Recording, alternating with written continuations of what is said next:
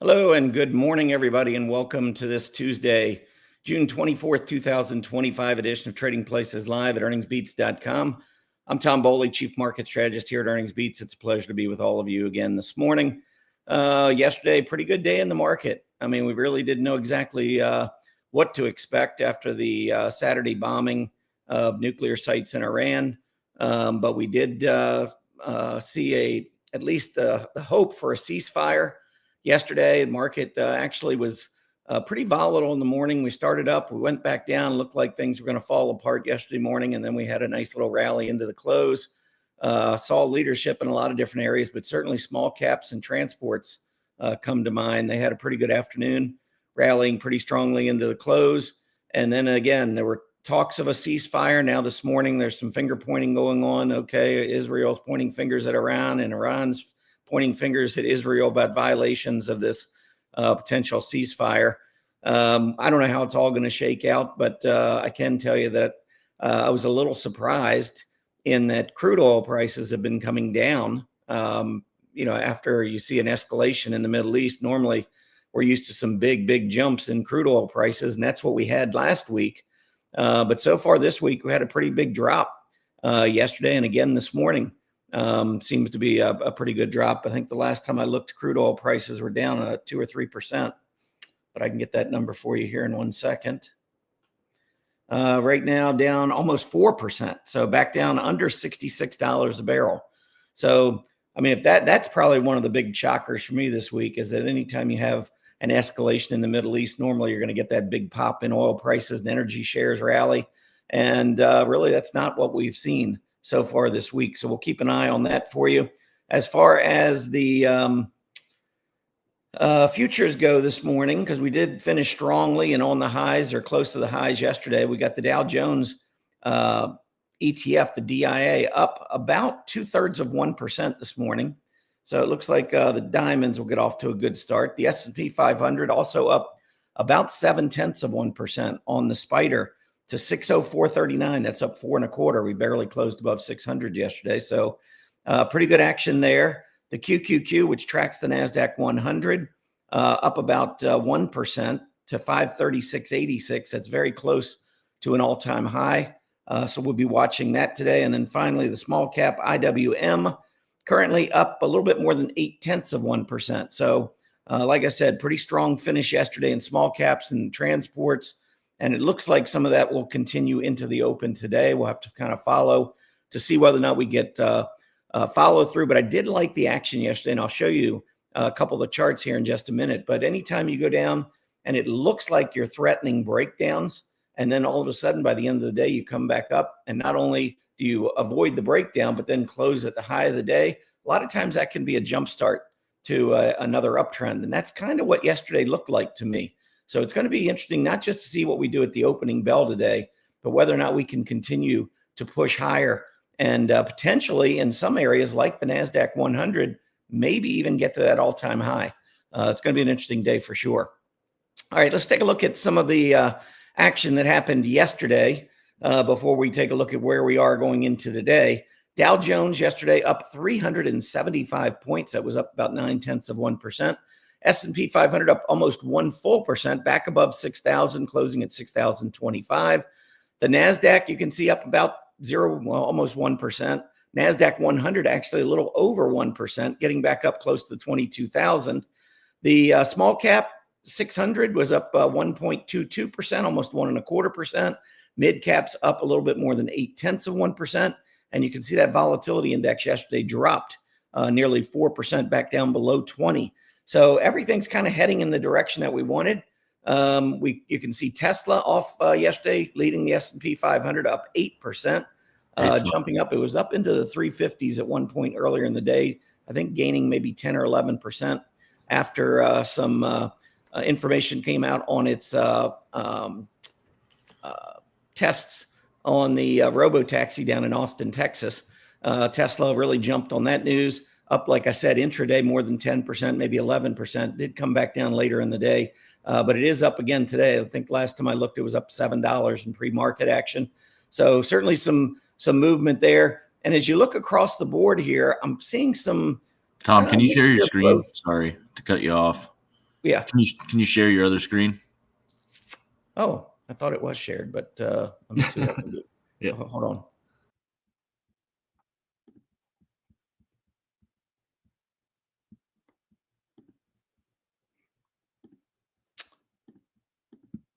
Sorry about that, everybody. There we go. So let me just kind of give you that quick rundown again. Let's go back over here and there we go. So you can kind of look at the numbers. I'm not going to go all over them again. Pretty much everything was up close to 1%, maybe even a little bit more than 1%. The volatility index, as I pointed out, down almost 4%, back down below 20. And then I was just pointing out some of the individual names that had been performing well or that did perform well yesterday. Tesla in particular leading the S&P 500 to the upside, gaining more than 8% after its robo-taxi show down in Austin, Texas. And then I was just pointing out, as you look across here, I see some growth names. I see some value names. I did want to point out DoorDash jumping up almost 4.5% back above $230. And down here at the bottom, Lennar, a home builder. We got a lot of home building reports coming out this week. The 10-year Treasury yield's been dropping. Home construction stocks have just been kind of consolidating. I'm waiting to see maybe if we can get a little bit of a pop out of this group. So Lennar, I thought, was an interesting stock to make the top 10 on the S&P 500, just because this has been a group that really hasn't performed well for a while. But with the 10-year Treasury yield down over the past few days, maybe, just maybe, we'll start to see a little bit of a rally in some of these home building areas. And again, there's a lot of economic reports coming out this week to potentially support the group. New home sales, existing home sales, pending home sales. The Case-Shiller 20-city index will be out. And I think there may have been another one or two reports out that will be out this week. So keep an eye on the home construction group. I think that's an area where we could see some significant movement, especially if we can break out of this consolidation range. I'll pull out that chart up for you in just a minute. Moving on to the sectors, consumer discretionary gaining almost 2% yesterday. Clearly the winner. I always love to see discretionary at the top. It's really hard to misinterpret money rotating into consumer discretionary stocks, because these are the companies that sell us the things that we want, not the things that we need. That's consumer staples. Consumer discretionary sells us the things that we want. And you spend money on things you want, and these stocks tend to go up. These stocks that sell things that we want, they tend to go up in good economic periods, or in periods where the market is anticipating good economic times. So it's always a good idea to follow the not only discretionary, but all the consumer stocks to see how they're performing relative to one another.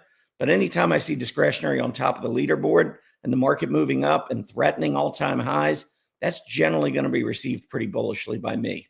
So I loved what happened yesterday. I love the fact that we got discretionary on top. Also had industrials, communication services up near the top as well. So 3 of the 4 top groups were among our, what I like to call our aggressive areas of the market.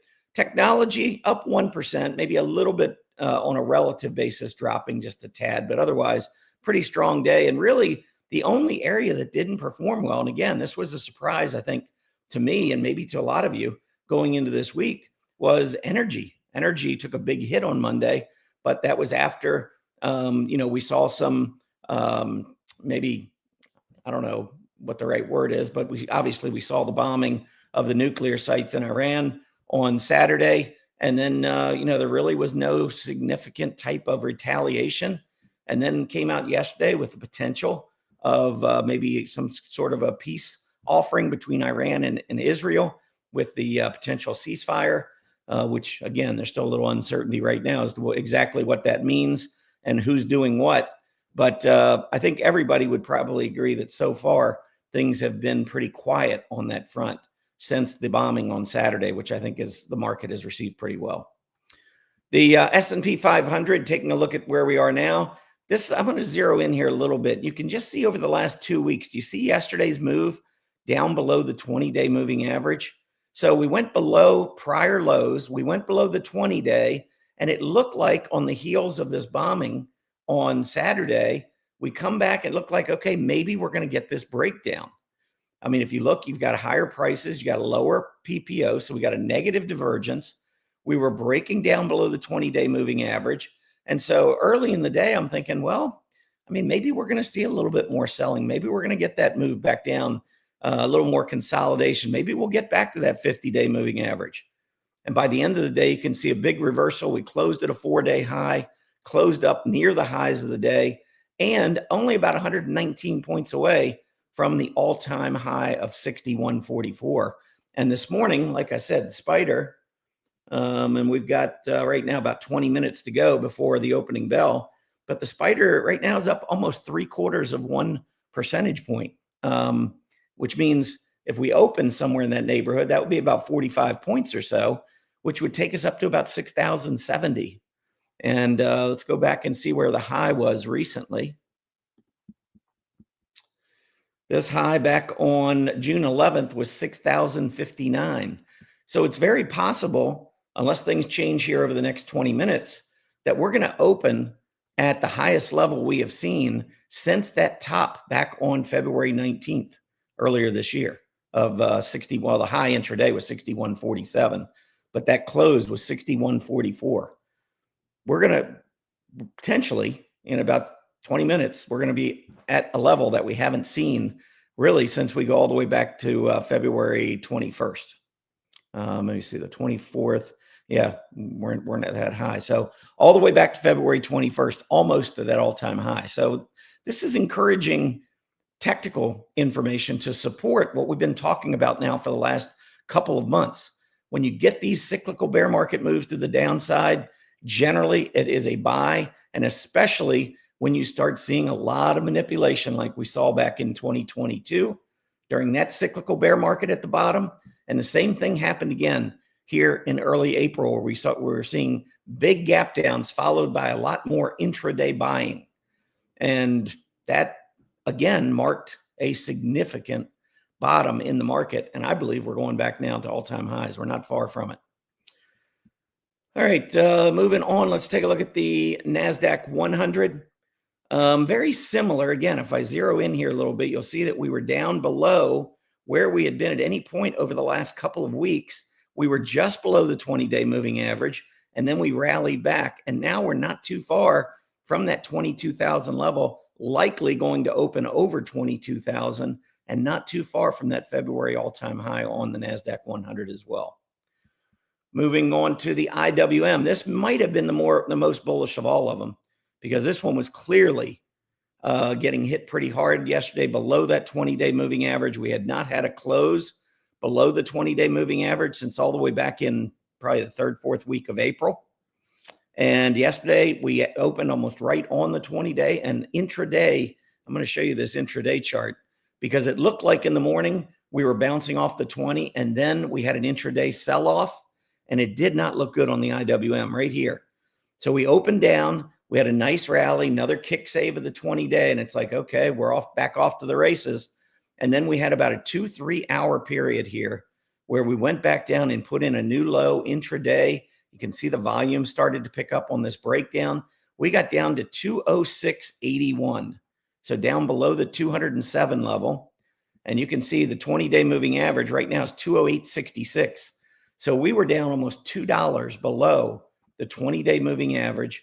We were taking out the lows. If you look back over the past couple of weeks, we had a negative divergence. There's that higher price, lower PPO.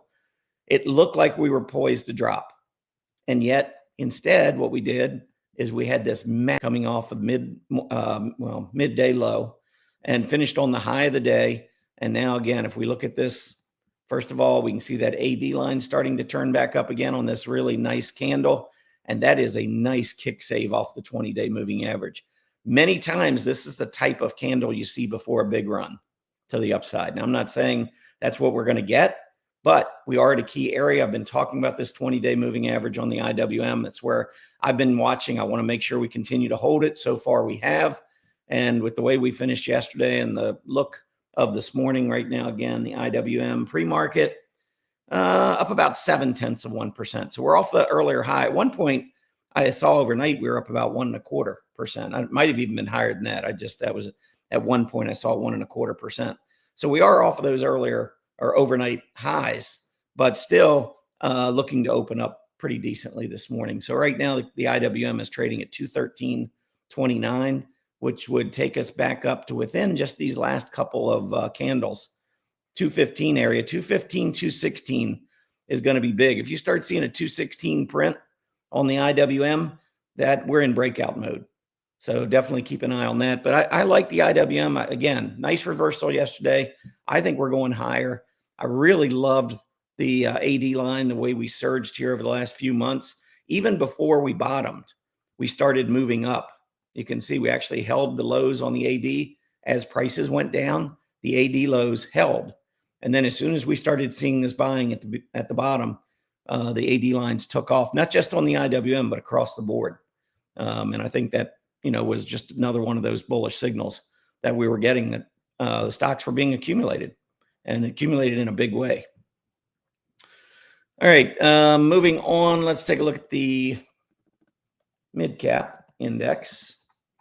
And you can see the mid-cap doing the same thing, having a false breakdown, coming back up, closing above the 20-day moving average. That AD line's been strong there as well. And then finally, transports, really nice candle again on the transports. We've been trending just around that 20-day. We've actually had a couple of lows, a couple of closes just below the 20-day, but we've been in this little bit of an uptrend, and that continued yesterday with a really solid move. If you can get a breakout above about 15,250 on the transports, I think that would be a really bullish candle as well. And normally if the transports are going, because it is more of a domestic type of a thing. I mean, you think about where railroads are going to ship goods, it's going to be mostly in the U.S. Same goes with truckers. So anytime you get the transports doing well, it's usually a sign that our domestic economy is either strengthening or expected to strengthen. And same thing kind of holds true with small caps.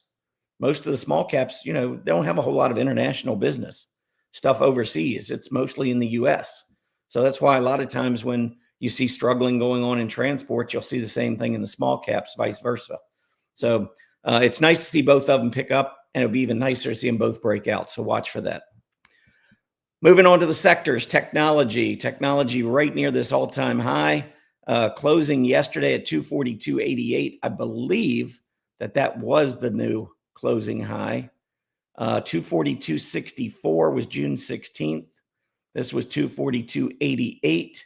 If you go back over here, there was an intraday high of 242.31 back on February 19th. So if we're getting technology breaking out, and we got futures up on the NASDAQ this morning, so we got a close yesterday that broke out, and now you've got potential for some additional gains here this morning. I mean, the bears are really up against it right now. And if you look at the, and I wrote about this over the weekend, software and semiconductor. Software, you got another breakout yesterday. Another big move off that 20-day moving average, closing at a new high. That was an all-time high on software. And what I said over the weekend was, this group, technology, we just need semiconductors. And semiconductors are on the cusp. We're not quite there yet. Relative strength is awesome. We haven't gotten quite enough of the absolute strength. And I'm going to annotate this and just show you this coming across here, because that to me is the key level. We could probably connect right around 21,000, which was a high over in June of last year. But then you can see the double top in January, the top that we saw back in November. And now recently, I mean, we're kind of in this zone with the semiconductors. One more big day in semiconductors and get that breakout, and I think the market's off to the races. I mean, if you get semiconductors going, you get software going, and you got technology overall going, which is more than 30% of the S&P 500, you're well on your way. So let's keep an eye on this. Let's see if we can, get moving, see if we can get this breakout. The other thing to keep in mind too is that this is the last week. We're winding down the last week of the third month of this calendar quarter.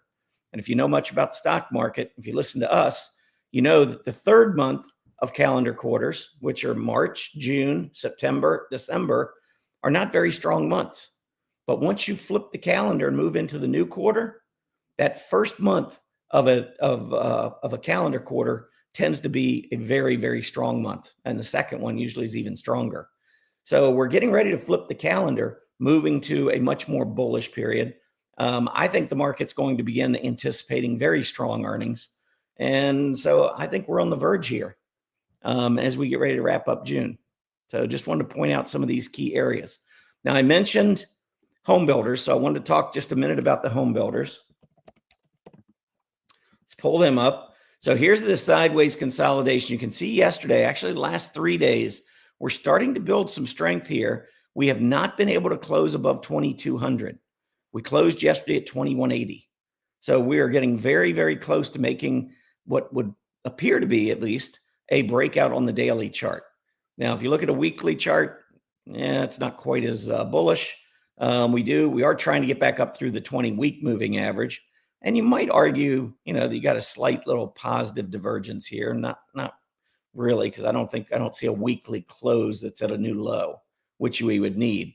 But one thing I will point out here on home construction is that this 2,100 or 2,000 level is an area where I would have expected to see this group turn. And that's where we're trying to turn from right now. This was a high back in the summer of 2023, pulled back, got a 50-day test, and then we broke out and we had a huge move on the home construction area from 2,000 up to 3,200. And we did that in less than a year. That was a 60% move in home construction. Pulled all the way back to that breakout level, and broken resistance becomes support. That is TA 101, Technical Analysis 101. When you break a resistance level, that becomes your support. And that's exactly what this is showing. And we're starting to turn back to the upside. That's why I pointed out Lennar earlier in the show, saying that it was the 10th best performer yesterday on the S&P 500. And we're kind of at an area now where maybe we are ready to at least strengthen temporarily in this group. So this is an area that I would absolutely keep an eye on. Is it the best performing area? Of course not. It's got a weekly PPO that's -4 and change. There's been a lot of negative bearish momentum in this group. So I'm not saying that it's leading. What I am saying is that its momentum to the downside is slowing, and that's giving it an opportunity perhaps to maybe have a little bit more of a bounce.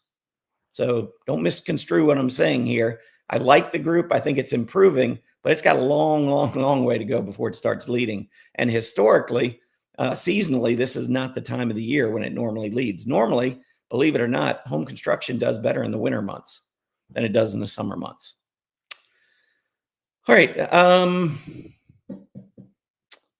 What else do we have? Actually, I think I'll just walk us right into EarningsBeats, our website over at EarningsBeats.com. For those of you who are new, if you go over to EarningsBeats.com, you can sign up. We've got a free 30-day trial to our service. You can use that green button right there at the top of the page, get yourself your subscription started. If you want to learn more about us, you can scroll down. We have a free newsletter. That's our EarningsBeats Digest. No credit card required. Comes out Mondays and Wednesdays. Name and an email address, all it takes there. And I'm going to point you to an event that we're having Saturday, which is free. I can't stress that enough. It is free. We give back a lot to the community. We learn a lot about the market. We research a lot, and we give our members, provide our paying members, a ton of research and great market guidance and education and research and all of that. But we also reach out to the community with these free events from time to time. This is going to be a big one because I just got done talking about the manipulation that took place back in April. I've talked over and over and over again about the manipulation that took place back in the cyclical bear market of 2022 and how you can spot these bottoms. Don't let Wall Street and the media tell you you can't time the market. You absolutely can time the market. They don't want you to time the market. Why would they? If you time the market, that means they're not timing the market. If you're getting in ahead of them, they can't make as much money. They want you to believe you can't time the market, that the market is this random walk. It's not a random walk, folks. You got to follow what Wall Street's doing with their money, and this becomes much, much easier. Anyhow, we talked about this all the way through 2025, talked about back in January and February why it was smart to be in cash back then, talked about early April why it was time to jump back in, hold your nose and buy when everybody else is selling and all the panics in the streets and the media's got these awful headlines. That's when you want to be buying. This Saturday, I'm going to talk about all that. I'm going to show you exactly how these last two bear markets have played out almost exactly to a T. with how bear markets play out. So make sure you're there on Saturday. Go to earningsbeats.com, click on this link. It will bring you to this page. Literally, you type in your name and your email address and you're registered. Now, if you can't be there on Saturday morning at 10 a.m. live, still sign up. We will send you a recording. So just to get the recording, you can sign up. And again, it's completely free, 100% free. No credit card required anywhere. Just show up. It is going to be a packed house. I'm telling you that right now. Every single time I do anything like this, it gets more and more and more attention because our community is building and it's growing. People are starting to realize that absolutely you can time the market, that yes, you can see what's happening before Wall Street's willing to tell you what's happening. You're going to find out on Saturday. Now, if you are on your mobile device, you can use the screen or your screen now and scan the QR code, and that will take you on your mobile device to the landing page where you can sign up. I'm trying to make it as easy as possible, but we want to see you there on Saturday. I'm telling you right now, it is an eye-opener. You will never view the stock market the same. Hopefully, you're going to be following EarningsBeats forever because we've been nailing it. I'll just be pretty honest and truthful. I mean, we've just absolutely been crushing the market in terms of our guidance, research, education, everything. You'll find out about the education on Saturday. Just make sure you show up, get registered, and save your seat. All right, couple more things, and we're going to wrap up here. It is 9:26, so market opens in about 4 minutes. First thing I wanted to do, I just wanted to point out Apple. Now, one thing I'm going to read to you here in just a minute. In fact, I'm going to go do it right now. So you got this Apple chart up, but I want to tell you, I talked about the first month of calendar quarters, and I want to read to you during this secular bull market, the returns, the annualized returns of Apple based on the month of the calendar quarter. So during the third months of calendar quarters, just like the one we're in right now, March, June, September, and December, Apple, during this secular bull market, so I'm going back to the April 2013, we're going back over 12 years, Apple has returned about 5% during March, June, September, and December. That's been the average, that's been the annualized return. During the first month of calendar quarters, January, April, and of course, July coming up, and October, Apple has its best annualized return among calendar months or months within calendar quarters. And it's to the tune of 46% annualized return for Apple during the months of January, April, July, and October. 46%. That is more than double what the S&P 500 has done. And if we look at month number 2, Apple has nearly tripled the S&P 500. So when I come back and I look at this chart and I'm seeing June, which has been relatively flat, I'm thinking, watch this channel or watch the downtrend line, because if Apple gets back through 205, I believe we could be well on our way to starting a pre-earnings run on Apple. So I'm watching Apple pretty closely, but I'm watching a lot of different companies because of the time of the year, getting ready to move into July. And we know that this is a great time of the year to be in the stock market. So keep all of that in mind. One last thing I want to do, leading stocks and leading industries. I did finish this chart list up. It was late last night, so I do apologize to members. Wanted to try and get it out yesterday afternoon. That was completed yesterday. I think there are like 50 some stocks on this list coming up for this week that are showing tremendous strength. And what I did is I went over to EarningsBeats, and we have scans. We have these predetermined scans that we like to run. This is a 20-day EMA test. And what I did is I clicked on that. That brings this up. If you're already open in stock charts and you've already got your account open, so you got to be signed in the stock charts. If you click on that from the EarningsBeats site, it'll bring you right into the scan engine at stock charts, and it's got the criteria already listed here for you.